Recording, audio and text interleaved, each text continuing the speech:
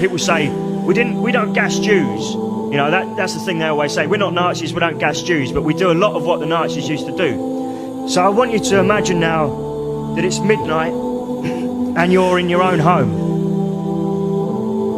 in Los Angeles. It's dark. You're in bed. Your family are asleep in the other rooms. Okay, so it's nice and dark, it's nice and quiet. Everything's peaceful.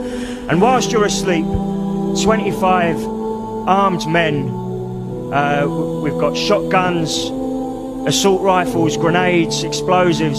We're creeping up to your house. You don't even know we're there. We're creeping up the side of your house and we're creeping up to your front door and we're putting a huge amount of explosives on your front door. You're still asleep.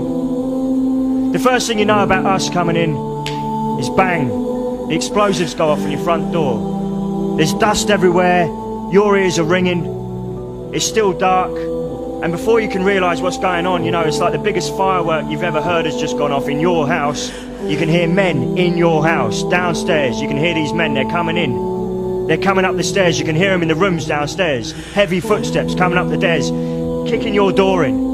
Maybe they're throwing a minor explosive in on the way in. They've got you. They're dragging you out of your bed. All the males, you're being dragged downstairs into one room. Females into another room. Children into another room. You're all being held at gunpoint. The males are taken into a room and brutally interrogated. Slapped around, punched around, shouted at in a foreign language they can't understand. The women and children are held at gunpoint in another room, and my job at this point was to go around your house with a big sack, like a mail sack, and take everything out of your house of any use. Bank statements, passports, mobile phones, money, any weapons you might have. And before you're thinking, oh, weapons, they must have been terrorists. Everyone in Iraq at that time had a rifle in the house. It was one of the most dangerous places on earth. There were kidnaps and ransoms going on all the time. You know, it was a common thing for people to have rifles in their houses. So whilst we're interrogating the males, and we're talking about anyone between the ages of 16 and 65, your house is getting trashed. And we're not carefully going through your house, everything's being ripped apart. All the cupboards are getting ripped open, all the drawers, everything's getting trashed. People are crying now. Now we're filling all this stuff up, putting all the stuff in the bags. And maybe you dare to have a glimpse out of the room that you're being held in.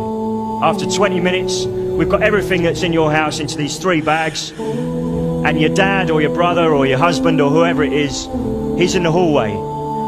We've put a black sack over his head. We put some earphones on his ears and we've tied his hands up with plastic cable ties. And we're dragging him out through the hole where your front door used to be. This has lasted about 20 minutes. And this is the job that we were doing again and again, night after night, going into people's houses doing this job. Sometimes we'd go into a first house and the guy who was leading it all would say, we've got the wrong house, it's next door. And we'd stack up again and do the same job again and again. Most of the time the people we took back with us were not the people we were looking for. We'd have a name and a photograph on our arms. We're after this person here, Mr. Smith. But this guy's Mr. Davis. Doesn't matter, he's in this address. This is a known address he's coming to. Mr. Bush, when are you going to apologize for the million Iraqis that are dead because you lied? You lied about weapons of mass destruction. You lied about connections to 9/11. You lied about Iraq being a threat. You sent me to Iraq. You sent me to Iraq in 2003. My friends are dead. Joshua Castile. You killed people. You lied. You lied about WMDs. A million Iraqis are dead because you lied. My friends are dead because you lied. You need to apologize. Apologize. They lied. Okay. They said there were weapons of mass destruction. There were none, and they knew there were none. There were no weapons of mass destruction. The decision of one man to launch a wholly unjustified and brutal invasion of Iraq. I mean, of Ukraine. Iraq, too. Anyway.